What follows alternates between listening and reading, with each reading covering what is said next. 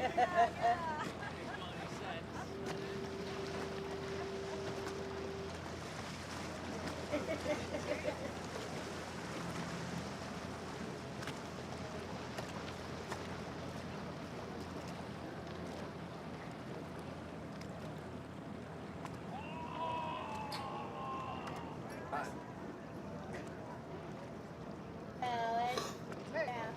the water safe. No worries. My eyes are burning.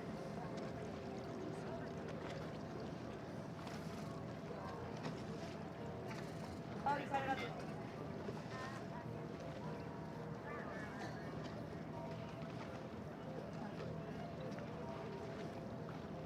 Very good. Okay. Got it. As you wish. Yeah. Just have me cocktails are often. Okay.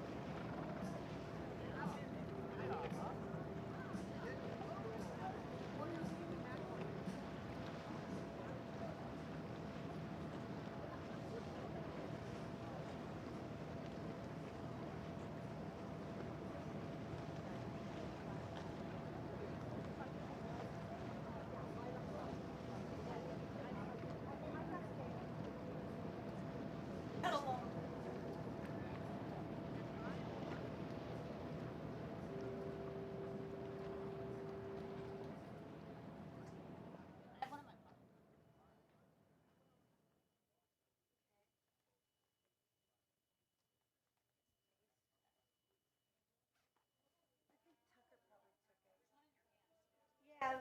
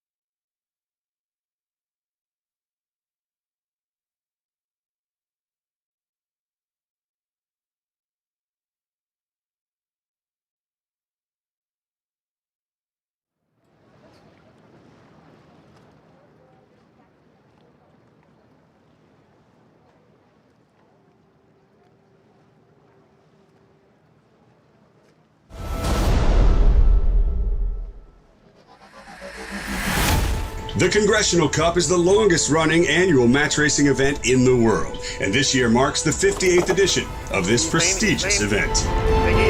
The competition is a founding regatta on the World Match Racing Tour. It's a World Sailing Grade 1 match race, and it's hosted each year by the Long Beach Yacht Club in beautiful Southern California.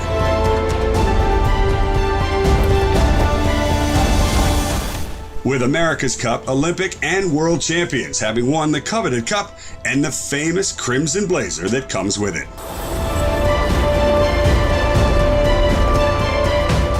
Who will take the title this year and add their name to the famed trophy in 2023?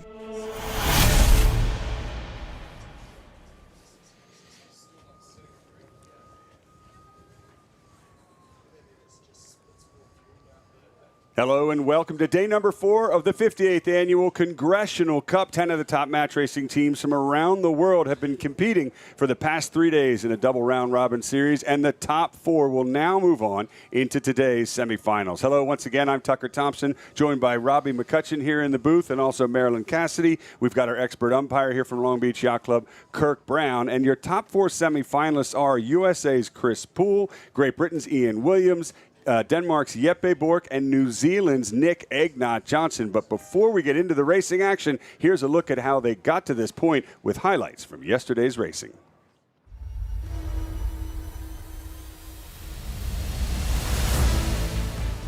The third day of competition at the 58th Congressional Cup had high stakes at play, with the closing stages of the double round robin phase where each of the 10 teams raced against each other twice. Going into the day, USA's Chris Poole of Riptide Racing had set the gold standard. He was unbeatable in the competition so far, but chasing hard was defending Congressional Cup champion and 5-time winner Ian Williams from Great Britain. He was on the charge. Also in contention with a string of wins is Danish star Jeppe Bork in 3rd place, pushing to defend his position.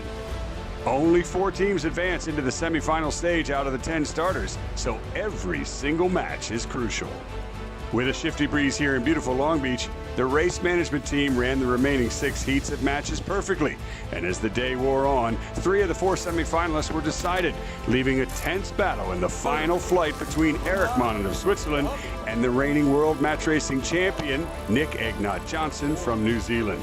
With just 1 semifinal spot remaining, it was a winner-take-all match, and in the end, Nick came through when it counted most, and Eric and his team were left ruining their chances.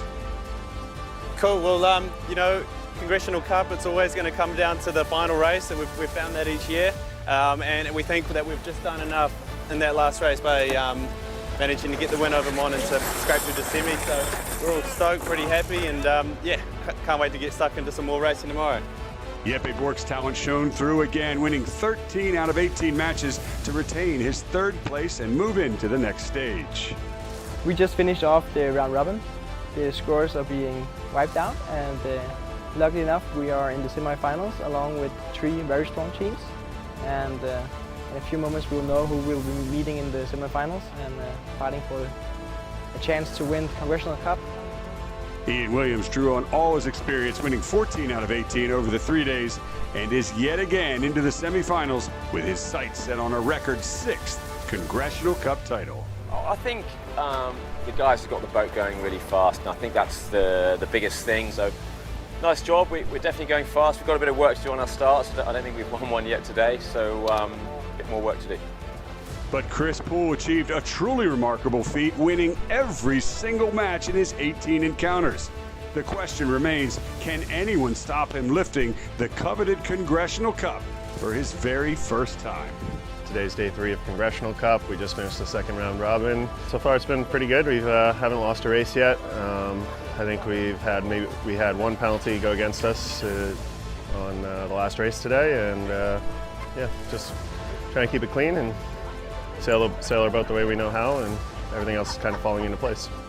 And my team's sailing really, really well, and looking forward to the semis. Join us tomorrow as we begin the semifinals of the 58th Congressional Cup here in Long Beach, California.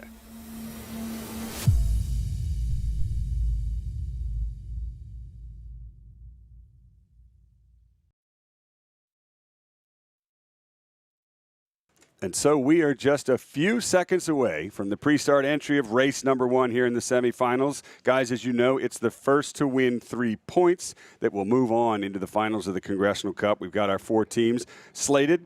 Ian Williams is going to face Jeppe Bork, and that's going to leave Nick Egnott-Johnson to face Chris Poole. Match number 1, start number 1, flight number 1. Here we go, folks. You're looking at live pictures overhead. That's Ian Williams' boat. In the foreground there, boat number 4, he's on starboard. And in the background, upper right part of your screen is going to be his opponent on port, Jeppe Bork. Jeppe is ranked number 4 in the world. Ian Williams, well, he's always been ranked really high, but he hasn't been at it for a while. And that doesn't show in the racing so far. One. Yeah, good morning, Tucker, and good morning, Marilyn, as well. So, yeah, got a beautiful day here out on Long Beach, and quite a few supporters on Belmont Pier and ready for some semi-finals action. And Marilyn, as the boats have already lined up.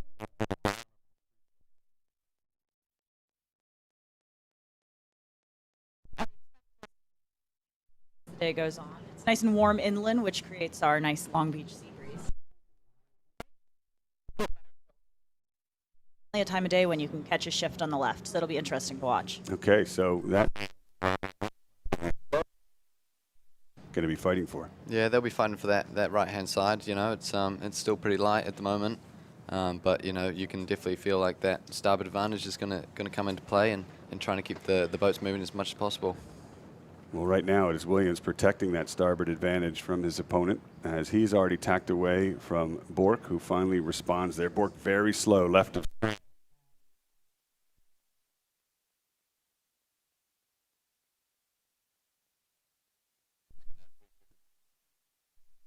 I could probably expect him to keep the speed up while Jeppe's slow. You can feel the different level. Now we're into the semifinals. It feels more serious. These crews, you know, in the round robins, you could lose a race or two, not a big deal. But just by the body language, the way they're sailing, the way they were on the dock this morning, it's game on. 2 minutes coming up.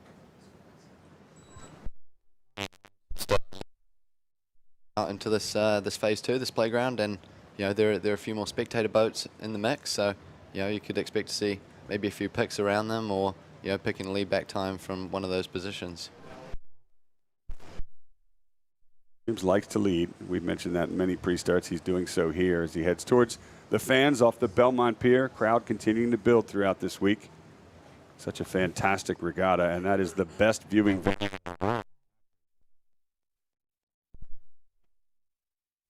Jeppe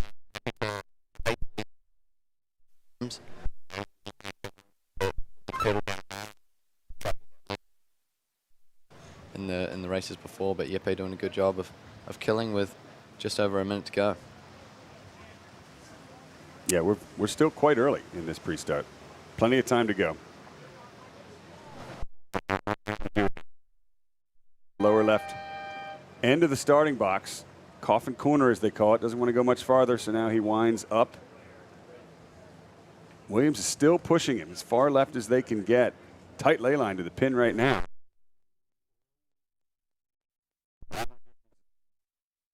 40 seconds on the clock. Yeah, great to have those drone shots as well, as you guys can see on your screens there. You know, Williams just happy to put the bow down, and you can expect attack out of him just to keep that boat speed up and head towards the other end of the line.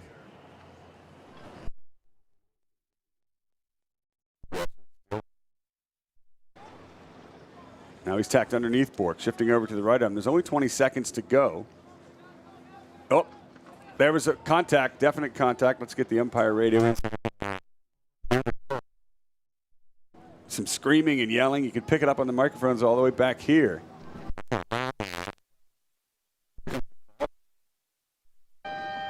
There's the gun. Yellow flag. Williams, the 6-time world champion, gets his first penalty as Jeppe Bork crosses the line first to his left. For match 1, penalty on yellow to Bork as the Wimard boat. Whoops. That's one way to start the semifinals. Game on. First couple seconds now. Port starboard, bow to bow.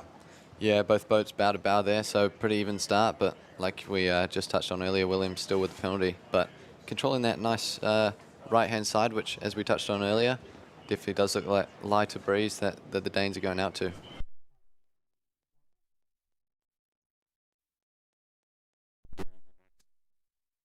Legs of this race as we shift our focus back to the pre-start box in match number 2 behind them. Just entering now. You can see him top of screen in the background. Chris Poole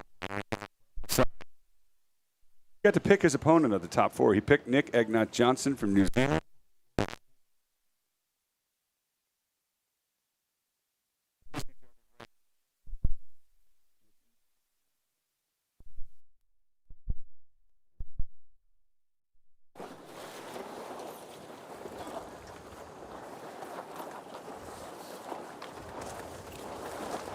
On board.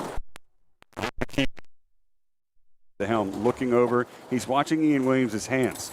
That way he'll know if the British, the Poole rather, sorry. Watching Chris Poole's hands. Poole was undefeated in both round robins. Oh no, cancel. Can he keep it going? Cut, cancel. Yeah, he's been looking slow today, but now and big reset. 2 minutes 45. Out of the woods yet. All the crew pumps to windward, on board with Chris Poole and Riptide Racing. Slow me down now. So Chris is to windward. He's just kind of maneuvering to box EJ out. EJ can't tack. What can he do to get out of this position, get back to the start? Based on my experience, at least, it's a lot of wiggling. Try to see if you can just catch Poole when he's not expecting you to tack or jibe, and to try to catch Chris. Very hard to do. With 2 minutes, 10 seconds to go, not much distance between the boats, so EJ can't tack. If he jibes, Poole's likely to bear off and close the door there. I'd be nervous right now if I were the Kiwis. Yeah, Poole doing a fantastic job of just continuing that control going, but not.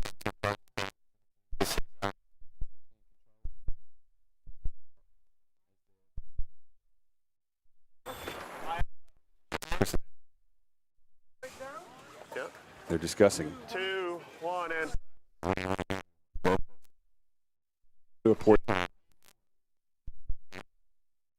just like you said, can you catch someone like Chris Poole?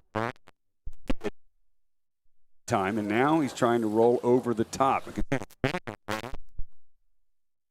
Boat, but first a luff.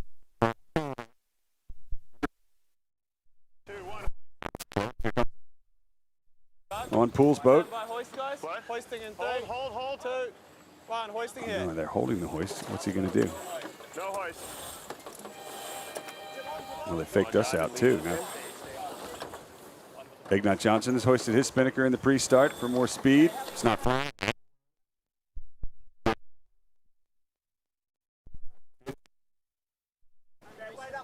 Poole is leading without the spinnaker. In the pre-start here, but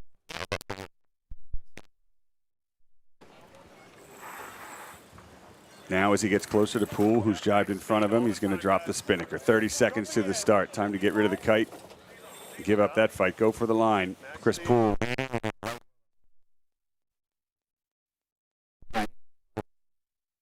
Time. 12.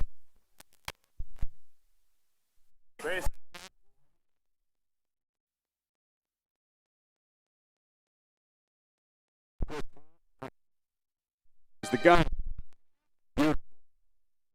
Kiwis behind. Length right now and slow and down speed tacking to clear their air. Ouch. yeah, Poole doing a good job of picking his time back to the line there. That was almost perfection. So well done to the Americans. Kiwis are so understated. Almost perfection. I don't know what you could do better there. Yeah. Could do. Chris confirming. Here, what does that mean?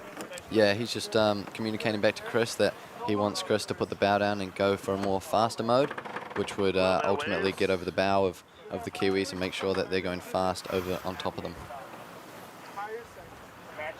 Copy.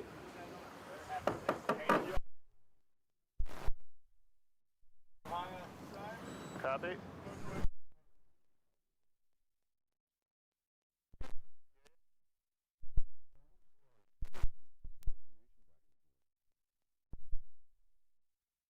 Sure, the next move, if it's attack, what they're going to do.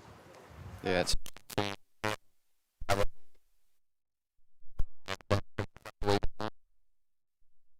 yeah, you can expect people to be more rushed in their conversation. Yeah. Do the same thing we talked about when we were entering phase 2, perhaps, in the pre-start, and continue on that trajectory up the course. Okay, so just wait for him, eh?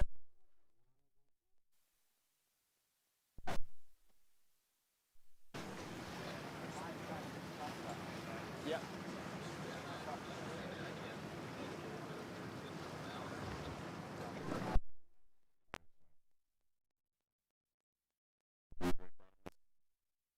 Left, above him. And then the onboard. Look at the view on the upper left of screen as Nick EJ sees the sails and the transom of Chris Poole. That's not the view you want if you want to win the match. Now they're getting all the way off to this right-hand side. They're going to run out of room and at some point need to tack. And Poole's pretty much determining when that's going to be, right? Yeah, like you heard earlier, Nick's just saying we go when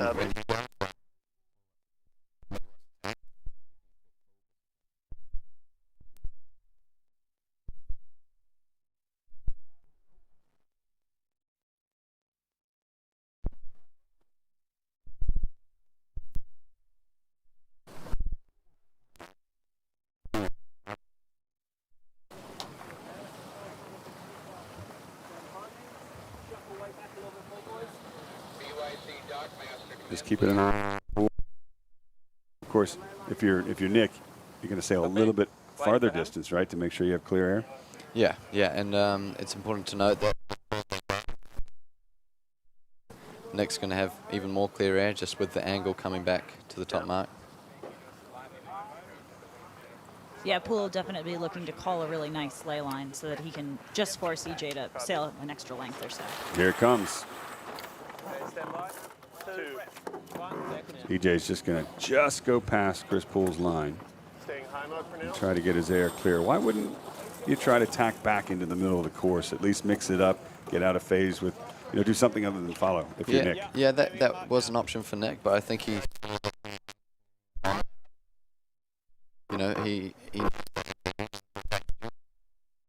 options with the clear air, so better just to put the hammer down. Of tactics so far on this upwind leg. Chris Poole's team is just faster. They have a ton of speed, and I think the tagging duel not taking place is actually really interesting too, just because it is a little bit lower wind conditions right now. The boats are definitely not fully powered up. I think partly it's both of the competitors recognizing that.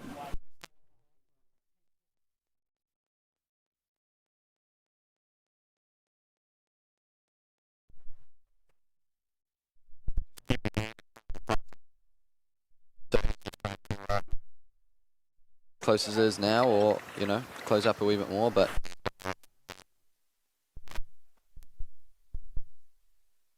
Mark in the background. Looks like pretty even down. 3, 2.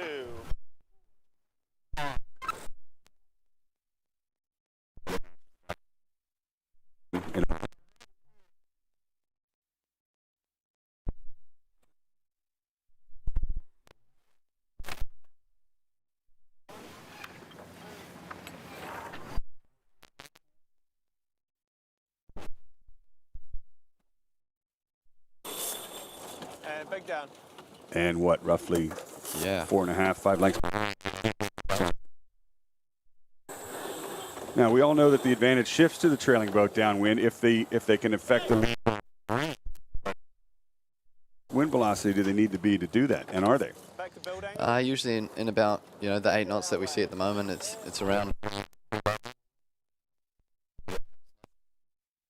3, so it sort of looks like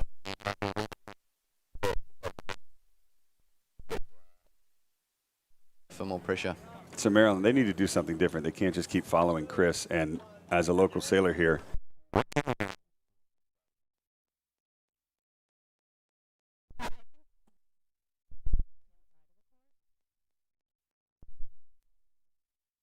over there that can work for you, and at least in my eye right now, it's a bit better.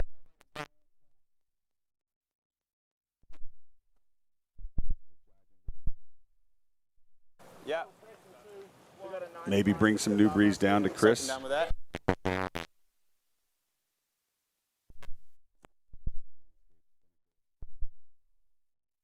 Cabrillo, Spinnaker.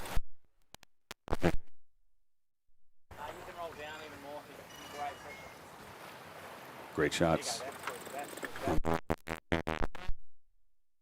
Their every move here.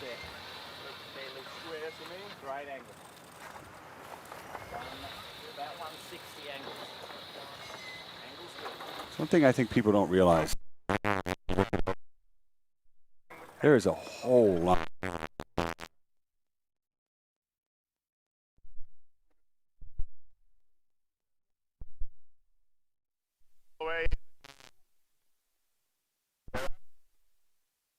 I mean,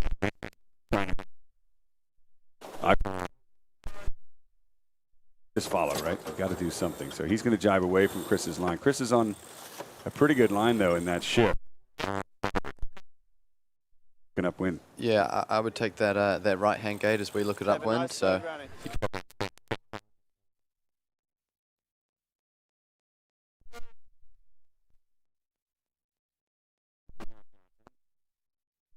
He had a little bit of breeze pressure to do that in. Meanwhile, Chris Poole can simply pick whichever mark he wants to go around. He's right hand. Other side, right?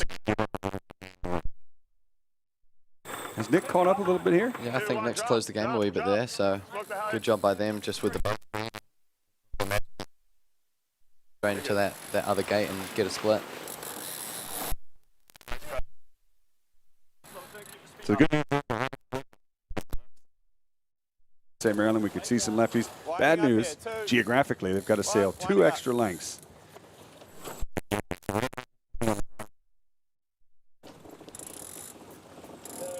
But at least Chris is not on top of them, affecting their breeze.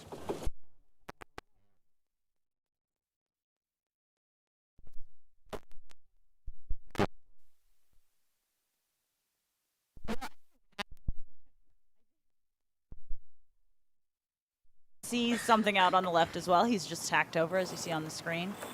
It's kind of giving chase over to Nick Egnott-Johnson over there, sort of saying.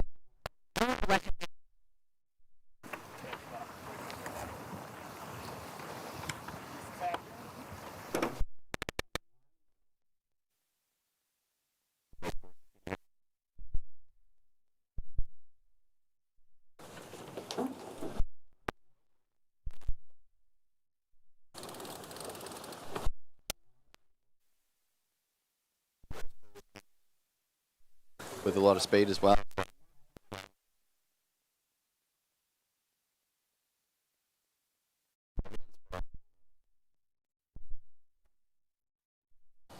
Just give you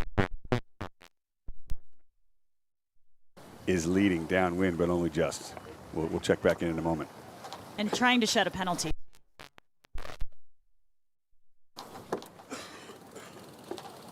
Yep, Max Hill.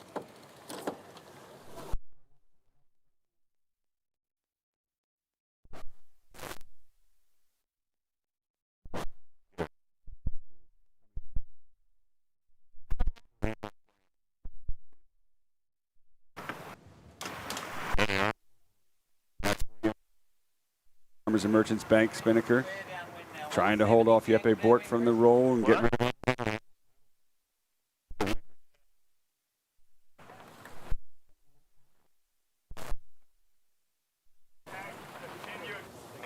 sparks will be flying there as they head to the finish. Yep, they're doing a fantastic job just to keep control and keep out of the dirty air of Williams. You can expect Yeppe just to keep it clean and probably jibe straight into this committee boat. There he goes. I think in those puffs, maybe just. Yeah. Williams got ahead. I was surprised in the favor there. Shit main to trim. And that's going to be to the finish. So Yeppe is going to win his match over the 6-time world champion and current Congressional Cup champion Ian Williams. As you see in the background, our feature match still going upwind.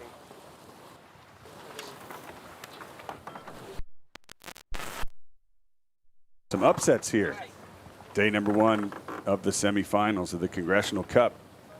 You see on paper the best match racing sailor in the world just lost and had a penalty to do.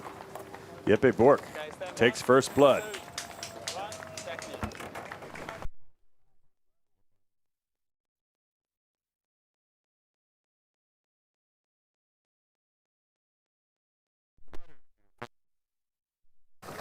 The breeze has filled in.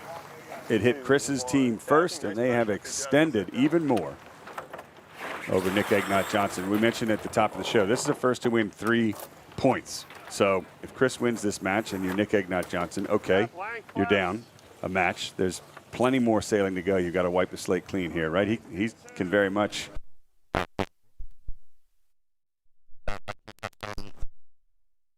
Memory loss.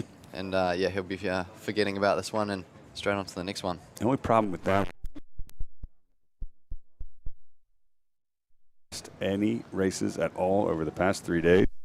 Currently ranked number 1 in the world. Spinnaker to prove it well out in front of the current match racing world. Go Chris. Breeze is picking up, Maryland. That's good. Yeah, turning into a really lovely day out here. I'm sure the competitors are starting to adjust their settings. More world. What's bad for sailors is great for television.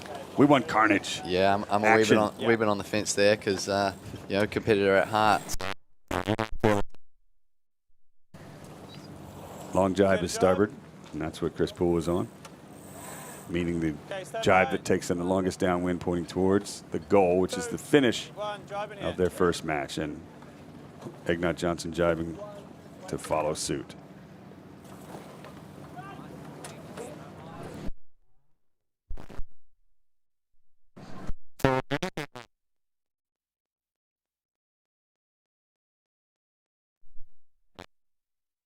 Poole was any given day, right? You can win a race. So you go into this, you think we can take Chris, right? But then all of a sudden,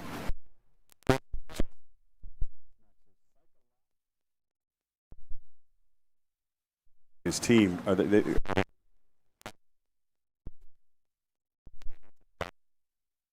knowing the lads first under pressure, and they know that.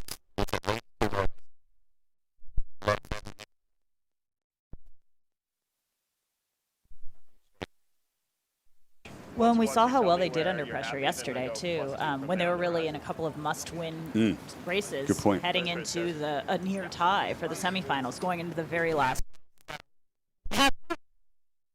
That's their strategy. They like to put more pressure on themselves before they step up. Certainly seems like.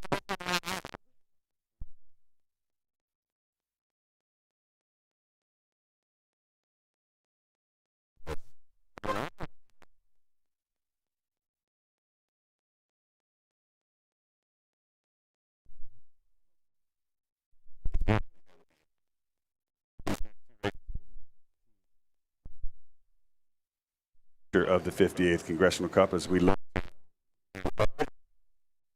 today and then move into the finals and petite finals tomorrow here in Long Beach, California. But there's no question, ladies and gentlemen,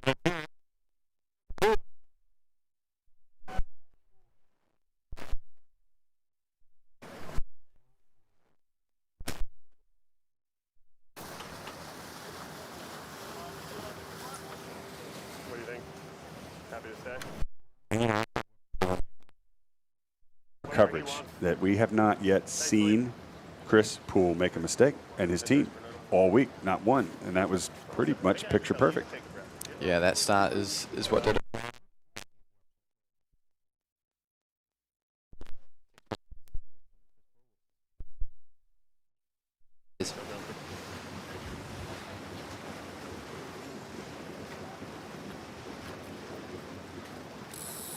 Okay. Well, Randy Beers, our principal race officer, the PRO, and his crew have been doing a great job.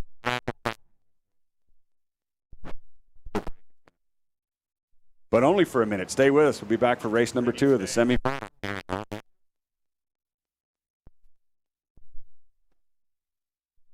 think he just decided to stay. Happy with that.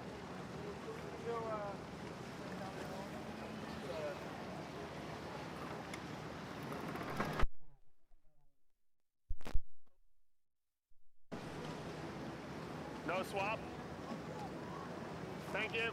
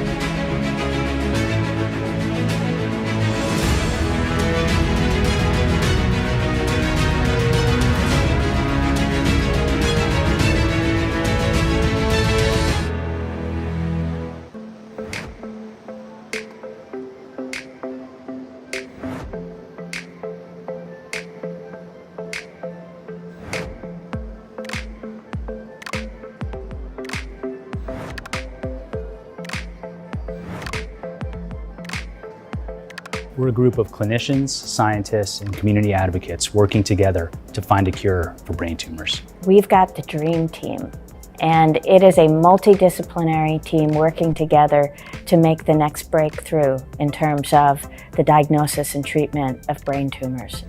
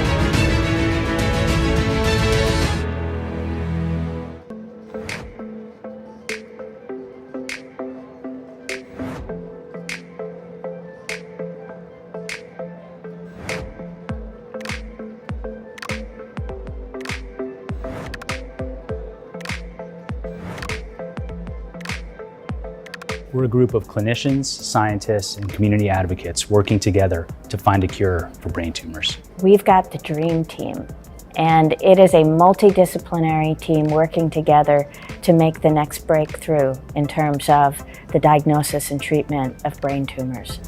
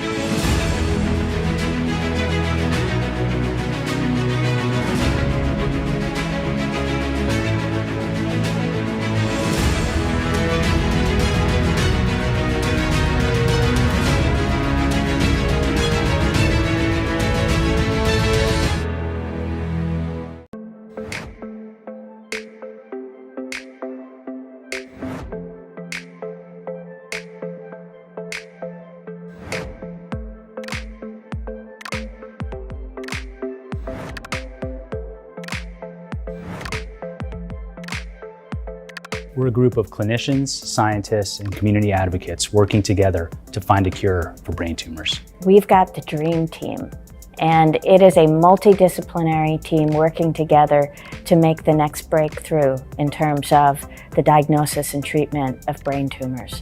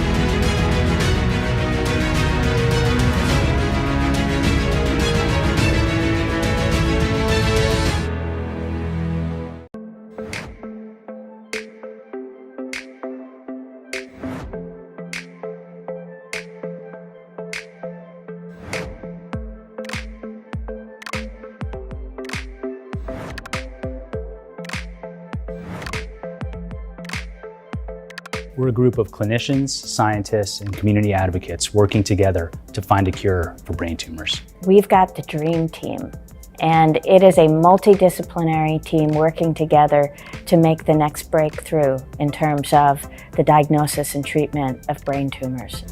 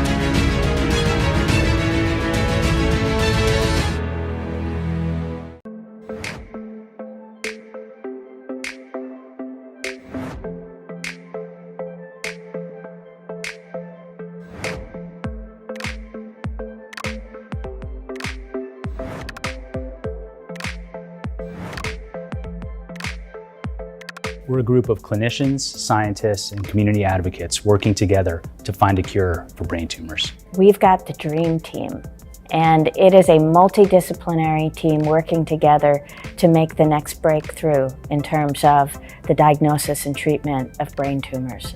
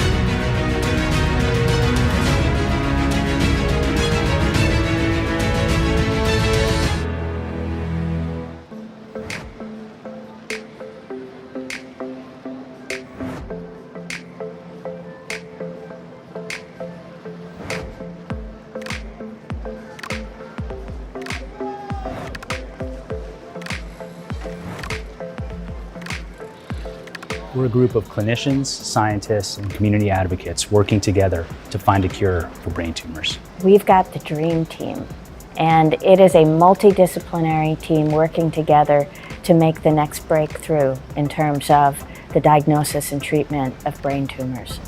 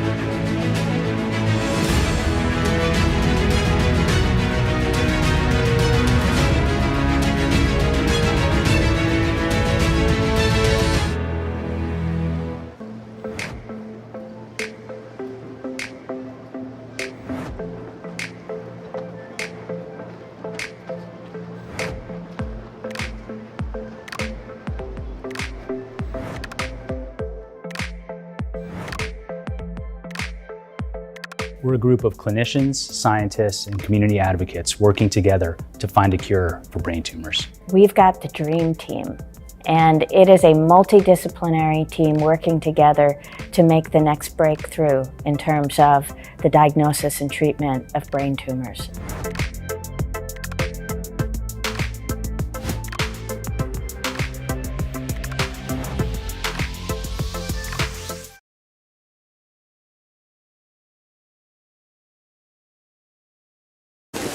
You know, I have a prediction. I think we'll have exactly the same number of medals in 2024 as we had in 2020.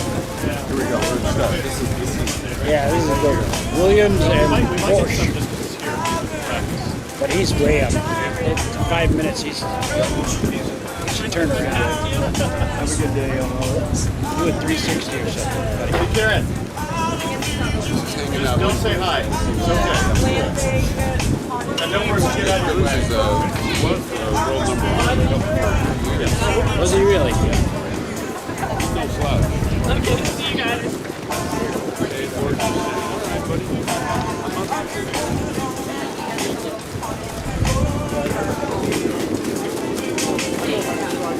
That's a little too much going backwards.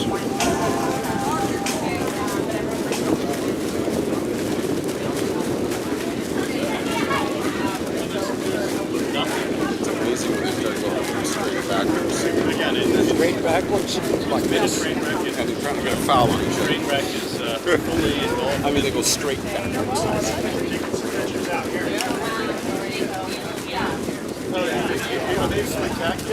Oh, he's going to go around. At least now with the air. I don't think he's got enough time.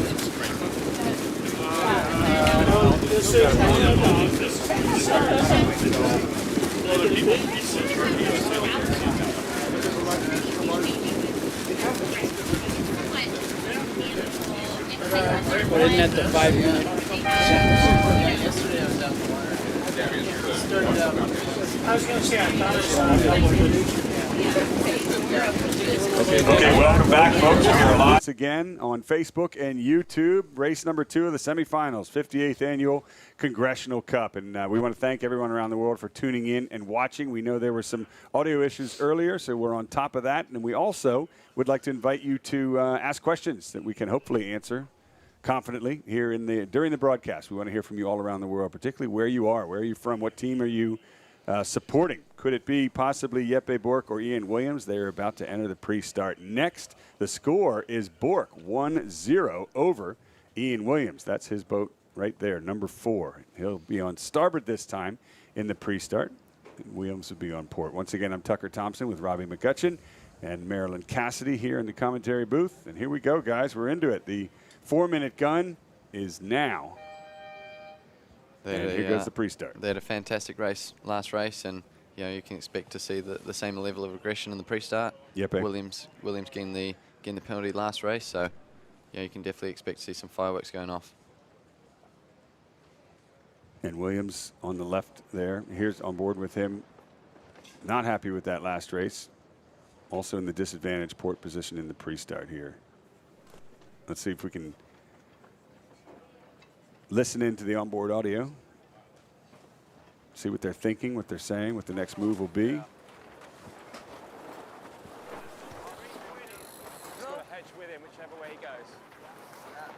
Well, that was good info.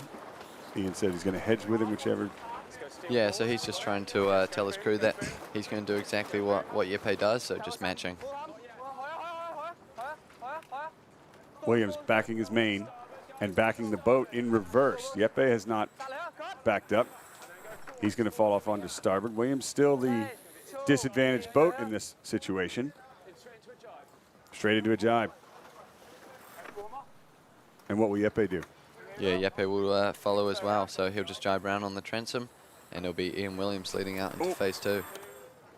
Nope, Jeppe not able to get in there and close the door, so the dial-up is finished. Williams did a nice job there. I often wonder why more port boats don't just immediately go into reverse. But that worked quite well, and that's a view from Williams's boat as Jeppe trails, pushes towards the right-hand end of the line by half a length.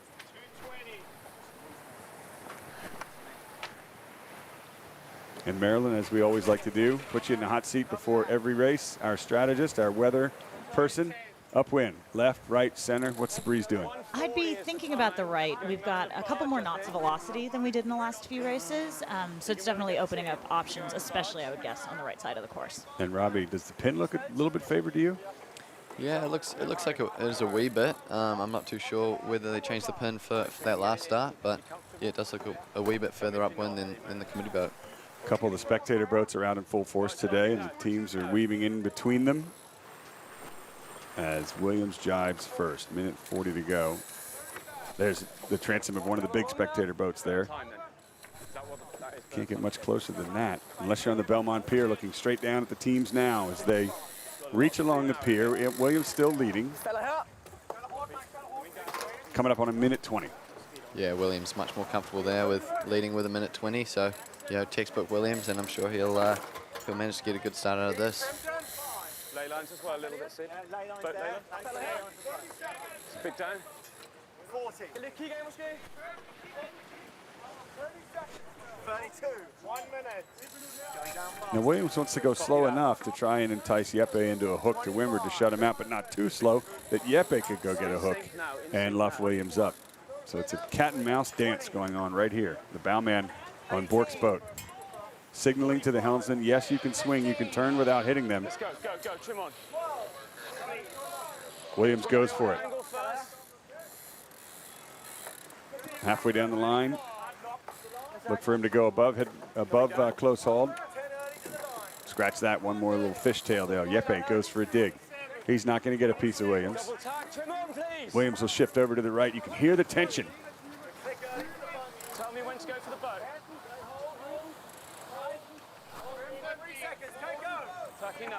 Looks like a right-hand shift there.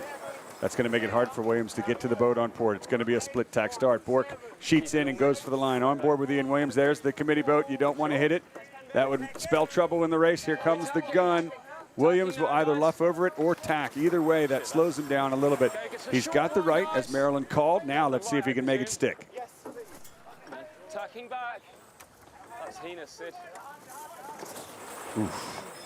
Two very slow down speed tacks. Yeah, very down speed there from Williams, but he had to tack around to clear the committee boat, but then he also did a tack just to make sure he's getting out that right-hand side and didn't give the Danes anything, but two down speed tacks, so advantage Jeppe. Yeah.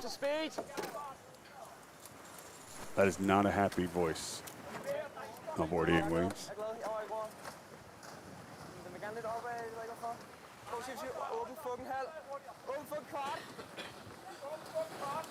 Why tack so quickly there? Why not go at least a little bit closer to Bork's bow, or maybe even dial down, force Bork to tack away? There were different options there. You think they made the right call? Yeah, he obviously prioritized the right-hand side of the track, so the only way he could do that is by tacking early, which, you know, he'll get out to that right-hand side, but Jeppe coming back into that top mark will be straight on him. But with Jeppe so close, it's not really, he's not getting any to the right any faster. So it's not a leverage game. It's more positional, right? And at this point, he tacks so early and so slow, Jeppe's been able to live in that position to windward of him and essentially box him out to the right. Yeah, a bit of a mistake by the Brits, but you know they're heading out the right way with a little bit of separation. You know, not closing the game up too much, but making sure that they're in touch for the top mark. Yeah. How far to lay? Okay. Keep them coming, the relatives here. Okay. This is similar to the first match that we saw between Poole What are you thinking? and Ignat Johnson. The trailing boat's just going to wait for the leading boat, Bork, to tack on the ley line. Ian is definitely close enough to attack, though. He wants to keep it within, as you said in the first match, 2 or 3 lengths now that the breeze is up a bit, and he can attack Bork on the downwind run. Big question I have, though, is when they tack, Williams will then be getting lee bow or dirty air from the lead boat, and it's going to be a long way into that mark. Will he fall farther behind? It's certainly the risk, and one reason why he might consider sailing like an extra half a length, giving up a little bit more distance, but knowing that he'll be faster as they sail towards the weather mark. Yeah. You concur? I concur. Yeah, It's unanimous back here. we invested in speed and now we're taking it back, you know. It's Probably getting close to a racing. okay, are we Simon? We're going a little past, right? Just like you said. We're not going to run out of breeze. We have got a room to tackle. How far to lay? Is it green mark or yellow? I don't see it. Okay. Nick tacks. Tacking two. You happy? Or rather, Jeppe tacks. And Ian, as he said, goes half a length, 3/4 of a length more. Now, can he live in that position to windward? Can he stay close to Jeppe Bork? And can he then attack on the run? Or will Bork go up 2-0 to the most successful match racing sailor of all time on the World Tour? All right, let's go full trim now. You know what I like about Bork all week? He's really calm. Yeah, it's you can tell by you can't really tell by what they're saying, but you can tell by the softness in the voice and the composure from all of the team. Great shots there. Ian Williams to your left, Bork to the right, and both boats. There's the delta between them. Williams, he slid back a little bit, but he's hanging in there. And Bork's doing a great job. Maybe we're not giving him enough credit. You know, he kind of just sailed confidently through all the round robins and slipped right into the semifinals, second spot there, third spot rather, and now he goes up against the current reigning champion of the Congressional Cup, six-time world champion. First race, he beat him, and now he's ahead again. And in that first race, he trailed quite a bit, so I think we are seeing him perform under pressure and showing that when he has an opportunity, he's going to make his move.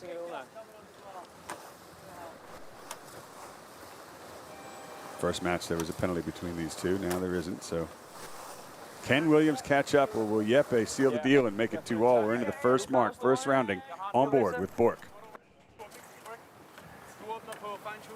3, 2, 1, kommer her.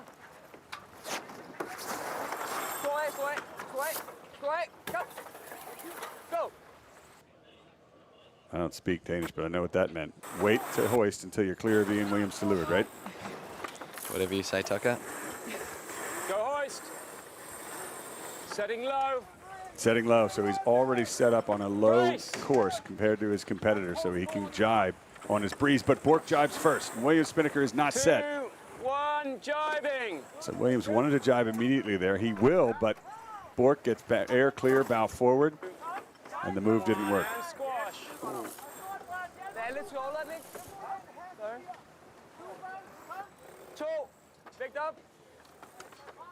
Kig bagud, August. Den står her, Thor. Took a long time for Bork's team to get that pole made on the Stella Artois Spinnaker, but no matter. He's bow forward and air clear on Ian Williams. Has Williams caught up a little bit? It's tough to tell. He's being blocked. There it is. Great overhead shot. No, maybe a tiny bit, but it's still a solid 3-ish lengths. Just in range. Yeah, just in range for an attack, but Jeppe doing a good job of just keeping his breeze clear on this long jibe, which is starboard. So you expect Ian Williams to attack like he's done these past 3 days, but Jeppe doing a good job to keep control.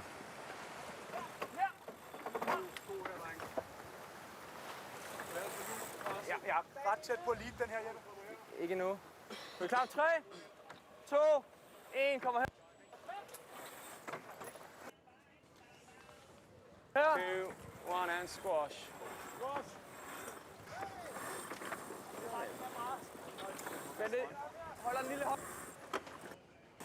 Both teams have jibed now.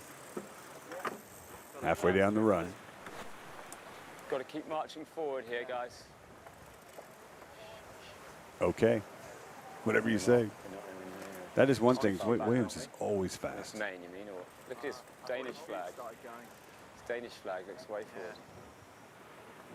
Talking about where the breeze is? Yeah, so he's just looking at Yeppe's flag on the stern of his boat, and We just gotta go west, he's just best pressure, lining Sid. himself up upwind of where that flag is flying from. Preference on gates. Remember, yellow, square to yellow. Yeah. He's going to be going left from there, probably. I'm happy to take the right. So they're talking about the right looking downwind or the left side of the race course as we look upwind. Just VMG. They know that their opponent, Yeppe, is going to take the right gate. Okay, jibing now, guys. Big up, wait up. So no attack We'll from make a Williams gain on here, this guys. run. 2, 1, and squash. Squash meaning squash the windward rail down by using all the crew weight to pump out of the jibe. Yeppe Bork, the last jibe and in. He will take the left gate on his side, or right gate as we look at it, to protect the right side upwind, as Maryland called. And Williams has already decided he will split. Guys, need the spinner cassette. Oh, Gotta have the spinner cassette. Spinnaker's collapsing. That's not what you want to have happen. Bork is around. See how many lengths he sails before Williams is around. That's 1 length. That's 2 lengths. 3 lengths. Here we go. 4. 4 lengths, the difference between the two. As Bork tacks to stay with Ian Williams. Stand by. Williams wants to tack immediately and get out of phase. Maryland, you're now the strategist. Upwind, which side do you want to favor in these tacks? I'd still be looking pretty hard at the right, I think. So I'll expect Yeppe to lee bow Ian here and try to force him back over towards the left. Copy that. And I like what We're Ian gonna be said. tacking. They're definitely not Here we far go, off from there. They tacking may now. have taken a boat length out of him right there. Yeah, Ian just giving his crew some confidence as well, just to keep up at 100%. So, yeah, that's the mark of a good skipper, just keeping the confidence up on the crew. That's angle. Ian tacks away. Split to the left. Bork continues to the right. There is breeze out to the left where Ian is heading, but I think it's right-hand angle, and that's where Bork is. As we've said before, all things being equal, particularly when it's close, you want to be to the right side of your opponent in a match race, right? That's right. Yeah, just keeping that starboard advantage, because you do have rights whenever you do cross over, and any incident there, you will be the right-of-way boat. Yeah, I'm happy. Tacking now. Lots of breeze at the top of the track, Maryland. Yeah, it looks to have built maybe even a little bit more. And when we look up the track, you can see the other match. Some of the boats have been a bit heeled over, so maybe more coming. Mary Cheers, you've been keeping us honest all week. Do you see who's leading in the second match at the top mark there? Yeah. It looks like Chris Poole by 2 or 3 boat lengths, so definitely another close match. We're going to be Kirk Brown is confirmed by 3 boat lengths. So Poole still ahead in his match, as well at the moment. and Bork still ahead in this match. Now there's a look at it there as they jibe. It's close. As Ian Williams, or Yeppe Bork rather, sails in the foreground on starboard to meet Ian Williams. This was a split. Now we're going to see which side paid off. Yeppe Bork there, number 4 on starboard from the right, has rights under the rules. Port tack, Ian Williams coming into frame from the left of screen. Do you want to had it in the tack, John, or not? Your call. Will avoid. Had it in the tack, maybe. You see him? Copy. Tacking now. Yeah. I just wonder if Williams Are we going back thin or? may have gained Copy. a tiny bit yet again. And I don't think it's breeze on the course more than just fast sailing. Same wind to both crews. Yeah, if anything, it was a righty. Yeah, seemed like not much was lost in that exchange. So both boats happy just to continue out their way, and we'll see another one up at the top mark. Williams just tacking under a nice puff of breeze there. The heel angle's going to build real quick. Crew weight up on the rail. He continues. Winding up now. So Yeppe stays on port. Williams is wound up nicely in a lefty compared to Yeppe. That could be a gain. The reason we're focusing so much on Williams is because he's the trailing boat, obviously, and that adds the drama. But again, Yeppe Bork, Making gains up here. Feels great like it's a job current so gain or far. something. Yeah, but he's obviously going to be at lay, I think. So we're going to have to go under. He tucks now. You're cool. He must be on it there. Talking about whether he's on ley line, straight course into the top mark, and he We're is. gonna go under, as close as we can, or? It looks like another gain to Ian Williams, trying to get back in this match to Jeppe Bork. 2, 1. He'll tack underneath Bork with clear air. He's going to have an extra length and a half or so on port when they go into the set. Will that help him? I don't know that it'll help him, but I think that this is his best choice as opposed to forcing a situation where he'll be behind and doing a quick tack into a set at the weather mark. A tack set is not ideal. It's a bit slow, and that's what Bork's going to have to do, Got to work deep on him. rather than Williams. Should point out that Jeppe Bork is ranked number 4 in the world. He's certainly no slouch. Been at it for quite a while. Tucking 2, 1. Tucking now. So simultaneous tacks, both teams. Bork, tack set around the mark. Williams behind. But able to get the pole up and get the spinnaker ready before the mark, unlike Bork. Bork's still trying to get his kite filled there. It just does. And here comes Williams rounding now. He's taking a length out of Bork. And if it's a good set, he will be close on the run. Robbie, can he do it? Oh, look at that, an immediate jibe before the kite even fills. Yeah, wow, that's fantastic Beautiful. crew work, yeah, by Williams's boat. Just getting the jump on Jeppe's, and that's going to be a big downwind attack. That was a huge move, Maryland. They're in breeze, too. Big breeze to Williams. Can he affect the Dane spinnaker? It looks like that's what he's kind of coming up to do here, just working the boat a little bit high to try to get on top of Bork's sail. Well, this is it. The moment of the race is right here for both teams. Can Jeppe Bork hold off the charge, or will Williams pass? Not great today. Was that too early on the hoist call? Was that too early on the hoist call? No idea. I'm busy. Yeah. Might be on him here, guys. Yeah, definitely. It was a good sit, but we just hit the super dry. Williams suggesting they might just be affecting the Dane breeze. So Jeppe Bork jives away, and Williams goes with him, presumably to set up for the next jibe and get back on top of his breeze, right? Yeah, that's right. He's just a couple boat lengths stepped to leeward and inside of Jeppe. So, you know, when they do jibe onto the other board, then Williams will be set up nicely to get on the breeze on starboard.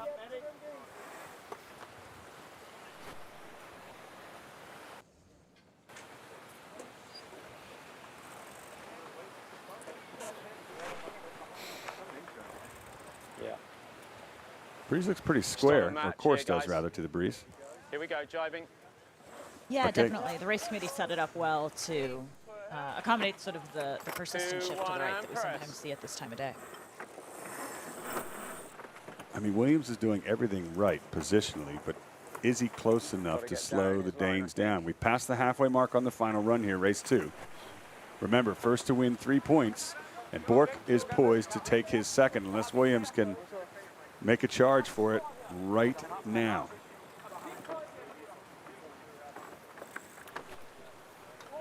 That overhead drone shot there showing the distance between the boats, so fantastic fantastic footage just to know how far Bork is in front, and you know, making sure that Bork can be comfortable coming into this finish line. And Bork in a position to just keep his air just clear. The spinnaker starting to get affected as I say that. In the background there, that was Chris Poole heading upwind, still leading his match over Ignat Johnson. But there's the view from Williams's boat, same as it was in the first match, and not one that he likes to see. Well,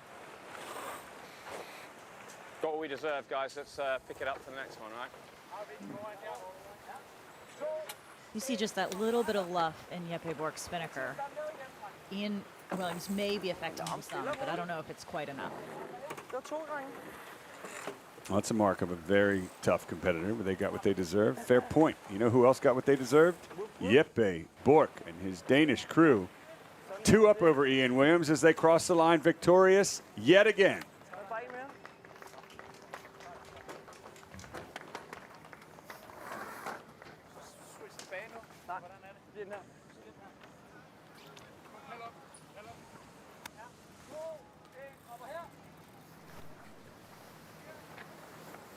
And there's Williams crossing the line now. Jeppe Bork taking a spinnaker down. Hopefully we can jump on board and get his thoughts post-race. Now going 2 up over the current Congressional Cup reigning champion. Great job.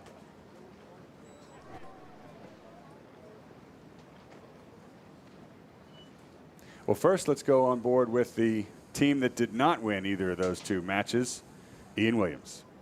Well, we got to win 3 in a row now, so yeah, I guess they're sailing well, really well. We just need to cut out our mistakes, and I think we'll be okay. But we're not going to get away with any mistakes because they're sailing well. So that's on us.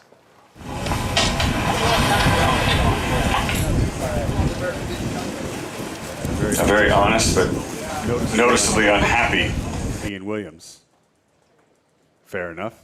I mean, there's not much else to say. We can't make mistakes. Got to sail better. Speaking of the team that did sail better, let's go down now with the victor, Jeppe Bork. Yeah, pretty good race. Another good race. 2-0 against the 6-time world champion. Can't really complain about that. The boys sailed super, super fast. I barely touched the wheel, to be honest. Boat was perfectly in balance, and that's just what makes a boat go fast. Yeah, we just got one more to go, and we know the recipe, so now it's just to get the job done. Well, that's one chef that's got the recipe right. He certainly likes what he's cooking. The Brits don't. So that was Jeppe Bork. He kind of seemed a bit relieved there, now 2 up. So he's got some breathing room. Well, they're going to wait for the start of their next match. Meanwhile, we're going to rejoin the first race against Chris Poole and Nick Egnott-Johnson. Also a bit of a repeat of what we saw before. Yeah, Poole has a comfortable lead here in the ProScape Landscape Spinnaker. And so Nick Egnott-Johnson, Robbie, if things stay as they are now, he'll also be looking at having to win all 3 of his next matches if he wants to go on to the finals. Yeah, that's right. He's in a bit of a tricky spot at the moment, but yeah, if we get an on-board interview, you could definitely tell that he'd be saying the same things as Ian. You know, they take accountability and gotta fix it up for the next races. I like the point you made in our coverage of the first match that he has come from behind and performed every time he had to under immense pressure. I didn't even realize yesterday, as the round robins went down, he lost his first 4 and then came back and made it to the semifinals. So my question to you is, I know you've sailed with him and against him, and you're good friends. I mean, Chris Poole, undefeated, and now you've got to beat him not once, not twice, but 3 times. Can he do it? Yeah, he definitely can, and I think he's got to shift the focus from focusing on Poole to focusing on themselves. You know, Chris is going to do what Chris does, and he's been sailing solid the entire time. But the lads just got to come together and make sure that they have no mistakes. Maybe a tall order against Chris Poole. Who would your money be on? Don't answer. Just kidding. Well, I feel I have to answer. I guess my money's on Poole, so we have a little bit of bet in the booth here, maybe. He's just been sailing fantastic, you know. It's a big task for Nick Egnott-Johnson and his team to overcome. And so, given your accent, you're going to double down on your voice. That's right. I will. I like that confidence, you know. Absolutely. All right. Remind me to go to Vegas with him. Just kidding. Yeah, listen, it can be done, and it has been done in the past. It can be done by Ian Williams. It can be done by Nick Egnott-Johnson. But we could also see either of those other teams going forward to the finals. They just have one more match to win for both Jeppe Bork and this team. Number 2, taking the pole down, heading for home. I've been saying it all week. It sounds like a broken record.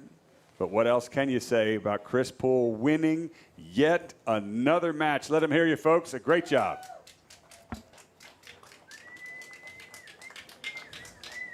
So Jeppe Bork is 2 up over his competitor Ian Williams in the first to win 3 points semifinals, and now Chris Poole is 2 up over Nick Egnott-Johnson. Will the next flight be our final one?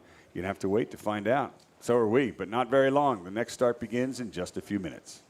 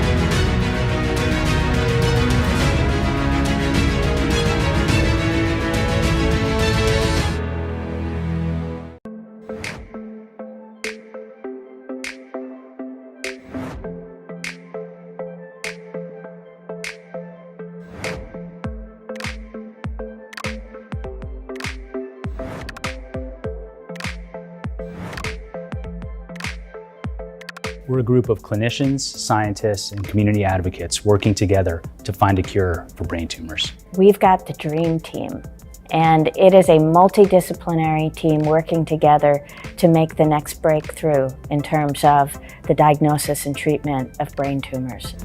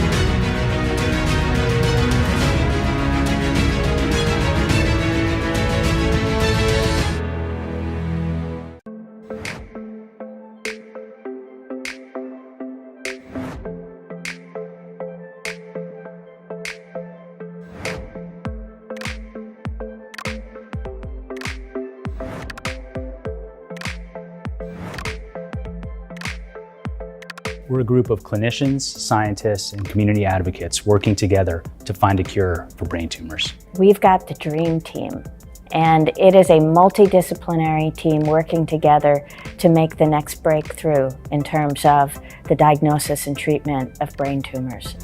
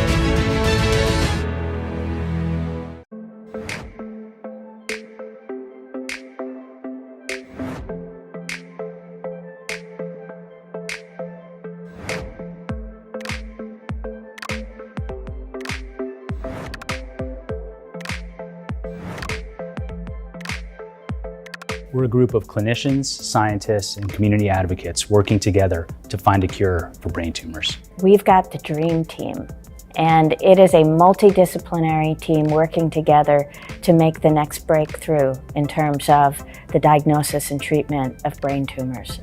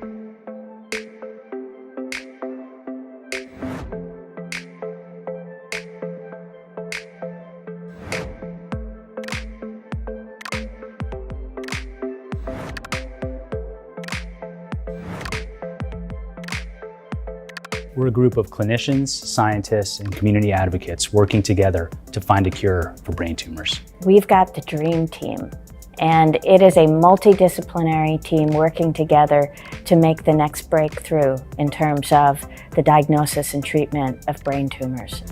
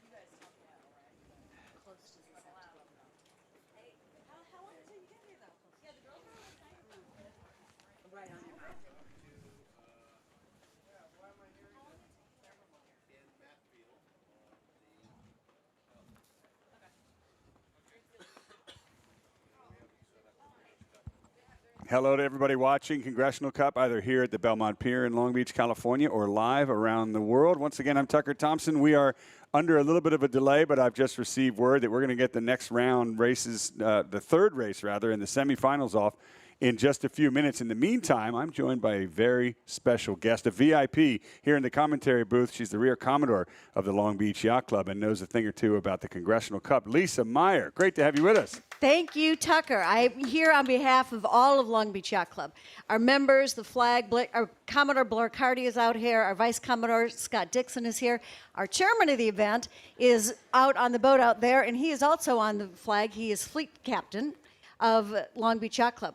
We are so thrilled to be out here. Look at these conditions. This is absolutely. Did you book this? I did, yes. No, but we are excited today also on the pier watching. Besides our members and fans, we also have a lot of the skippers and crew that were racing yesterday that will be back at the club racing in the Junior Congressional Cup. But excited to see the top 4 racers who are out here. Also, we know this would never happen without our sponsors. You're seeing them on the spinnakers as they're coming down this beautiful course here. But we also have sponsors like the Port of Long Beach. And we're seeing the Port of Long Beach in this beautiful vista here, Long Beach Visitors and Convention Center, and of course, Keck Brain Tumor Center, all very key businesses and mean a lot to Long Beach. They love the city of Long Beach. So it is really exciting to be here for all of us, and we are anxious to see how these races continue throughout the day so that we know who's going into the finals. We are too, Lisa, and I want to put you under the hot seat. We're moments away from the next start, and as you know, Ian Williams is trailing by 2 points and in the first to win 3 matches, and so is Nick Egnott-Johnson. You're a sailor. Do you think they can turn the tide here? We're going to see more racing this afternoon? If anybody could, they could. But it's so much fun to see these upstarts coming in. They're young. They've earned their way in. They wanted to be here for years. They've watched it as they were growing up. They are thrilled to be racing with these top sailors from around the world. And that's what really Congressional Cup is all about. It's been around for 58 years. Many of our sailors have moved up to America's Cup. They're now sailing in Sail GP, which, by the way, is an event that will be right here in our waters the end of July. Cool. Some of them are also former Olympians, and as you know, this is the home waters for LA 28. This right here, these waters, this Congressional Cup Stadium course is where the Olympic sailing will happen. Awesome. Right here. You guys are getting a sneak peek at it. Yeah, this is definitely a sneak peek. And look at these sailors work. This is what we're so excited about. Ian Williams' team, we've got Chris Monk on the grinder right there. Craig Monk, yep. Hailing from New Zealand, actually. And it's exciting to have so many international sailors. I think half the teams are coming from New Zealand. We've got a few from Australia and the rest around the world. It's really fun to have everybody here in Long Beach, in the city where the LA 28 Olympics are going to happen. It is amazing, not only what you guys do in Long Beach in general, but also what the Long Beach Yacht Club members are able to do with this event, 58 years running, and it's all volunteer. People don't realize when they watch everything that gets put together here, this is not run by professionals that are getting paid millions of dollars to put on what is a professional top-level sporting event. It's all volunteers, 300 of them. It is amazing, and everybody's heart and soul is into this. We thank all of them for doing that, but they're also professionals in their own right. So everybody who is out here doing the job is not only doing it because they love it, but they're good at it. So we have a very professional team of volunteers who are out here, including people who are out here with their boats, our umpires, of course, and those who are on the water. Well, listen, we thank the city of Long Beach. We thank the members of the Long Beach Yacht Club. We thank the competitors for putting on a great show. And Lisa, thank you for joining us. Thanks for letting me have the mic for a minute. Here we That's go. awesome. Back to you. Lisa Meyer, ladies and gentlemen. She and the entire volunteer crew at Long Beach Yacht Club do a spectacular job, and you're seeing the results of it right here as we get into race number 3 of the semifinals in a first to win 3 points. And so far, Chris Poole is up 2 points in his matches over Jeppe Bork and Nick Egnott-Johnson. I'm sorry, Chris Poole's leading over Nick Egnott-Johnson. Jeppe Bork is leading 2-0 over this man right here in frame, Ian Williams, about to face Bork yet again. He's in a must-win situation, Robbie. He's got to win not 1, not 2, but 3 in a row if Ian Williams wants to go on to the finals. Yeah, I'm sure Ian Williams has been in this situation before, Tucker, and he'll be no stranger to it. So all power to the Brits, and it'll be exciting race 3. Well, and all credit to the Danes. Jeppe Bork entering from the opposite end of this starting line here, the pin end, the disadvantaged end, and Maryland, the breeze has delivered just like it should here in Long Beach in the afternoons. Picture perfect.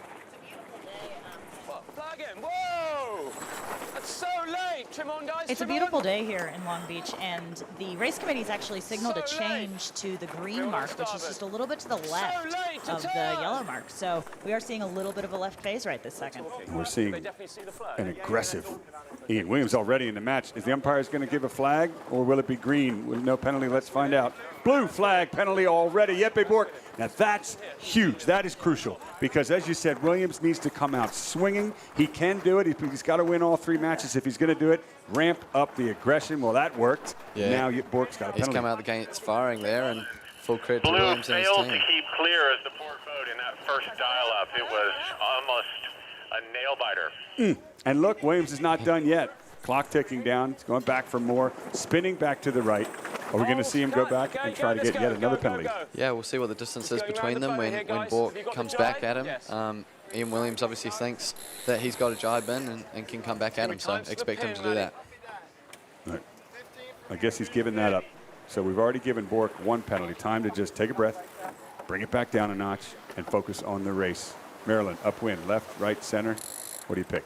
I still like a little bit to the left. I don't think you need to go all the way into the corner to make it work for you. The left. All right. Let's see what these two teams do. Bork up against it. Williams in a must-win. Coming up on the 2-minute mark as both teams reach over the top of the race committee signal boat. Randy Beers and his volunteer race committee crew doing a great job. This top-level world-class match race as the two teams head into the Belmont Pier. On board with Williams. Into burn time, okay. Crowd watching in the background from the pier can almost touch the sails. Coming up. 50 burn.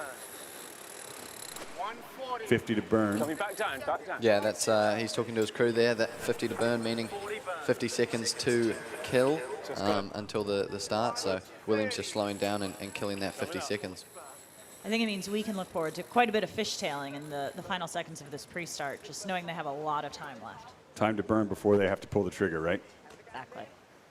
Bork coming in from behind. We're on board with him now. The delta between the two, the distance between the two boats, what, just a couple feet?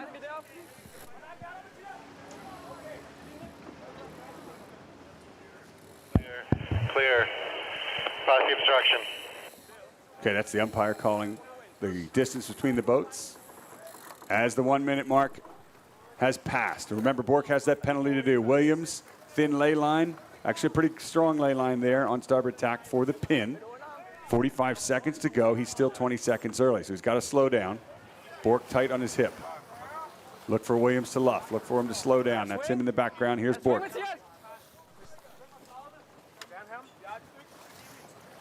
Bork definitely in a position where he's sailing quite thin right now, looking for attack perhaps once he gets to lay line for the committee boat.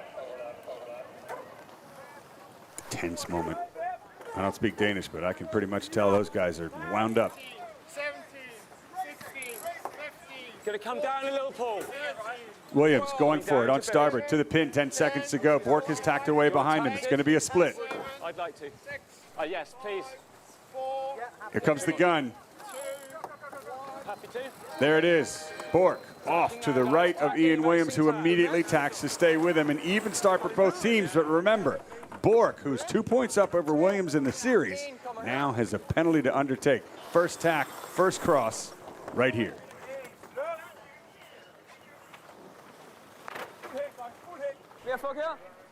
That's Bork on starboard. Here on board with Williams, who has to avoid. What? Copy. Oh, is he going to cross? How close is this going to be? He's got it. No, I don't see that. So not only does Ian Williams give Bork a penalty, but he's just narrowly crossed on port. And that's a little bit demoralizing too, because the port tack, you need an extra length to get across the starboard tacker, and that means Ian Williams has got it. And then he's got the right-hand side, Robbie. Yeah, Ian Williams just coming back after, a good start. So, advantage Williams, and this next cross will be crucial to see where the boats want to go on the upwind. He's on port, yeah? I think I'm happy with the right. Attacking now, guys. There's a reason Ian Williams has won 6 world champions and 5 Congressional Cups. He's up against the ropes in a must-win. Comes out, not only gives Bork a penalty, not only wins the start, but he's taking control of the match. He is dictating the Danes' moves by tacking on them there and protecting. Not sure we need to lead this, do we? Now the left-hand side as Bork tacks to stay with him. Your call. He tacks. Work on the turn, boys. We're locked in the base one. Converging course again. Bork has to avoid there, left of screen. Not gaining, Sid, not gaining. Oh, that was a bit of a slow tack for Williams. The crew recovered nicely, but you heard him say they're not gaining in these tacks. Yeah, he's communicating to the tactician that there has been no gain in either of these altercations, so you know, no gain loss for either boats when they come together. Copy. Well, let's just soften it up a bit. Just make sure we've got a full build on both ways. Get a ley line.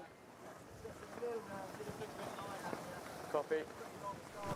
Telling his crew to soften it up a bit, basically slow things down, make it a little smoother in the tacks. As the breeze builds in Long Beach, we sometimes do get a little bit of a breeze chop, and so maybe looking for some power to get through that as well. Another tack on board Williams. Breeze will come back in 5. 2, 1, here it is. Coming up. Just careful on the overheel though. Just where is he? Ian Williams can't see below the sail there. He's blocked by the headsail, asking his crew where Bork is on port. Remember, Bork always has to avoid because he's on port tack, but he may have, It's no good, is he? may have gained a little bit to Williams there. Look at him. Williams knows it. He's not happy.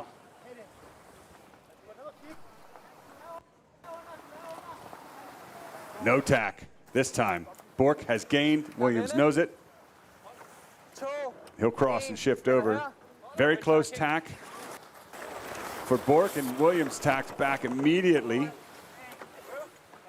When both boats are tacking, the boat on the right is in the right? So if there had been an altercation. That's correct, and a good job by Jeppe and the Danes just making sure that they're still on opposite tacks, heading up to this top mark. Okay, just two. You want? Yeah. Remember, Bork has that penalty to undertake, but he is gaining on Williams. Tacking now.